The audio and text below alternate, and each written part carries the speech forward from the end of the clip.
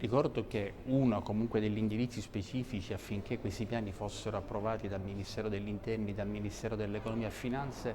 fosse che gli stessi propendessero per, oltre che temi di rigenerazione urbana, anche di inclusione sociale. È chiaro che noi ci siamo mossi molto su questo, il fatto che alcuni non considerino queste iniziative inclusive nel senso del loro auspicato non significa che non lo siano. Obiettivamente per noi inclusione sociale è un tema molto più ampio che non deve essere limitato solamente ad alcuni soggetti che loro ritengono siano gli unici destinatari di questa possibile espansione del quartiere rispetto alle loro iniziative. Inclusione sociale noi intendiamo qualunque genere di intervento possa in qualche modo aiutare a uscire fuori da quella sacca di emarginazione in cui molte volte il quartiere è rimasto relegato, per aprirlo a nuovi fermenti che in qualche modo permetterebbero anche ai residenti che appunto sono stati marginalizzati dal contesto di poter essere assolutamente integrati e pertanto socialmente inclusi.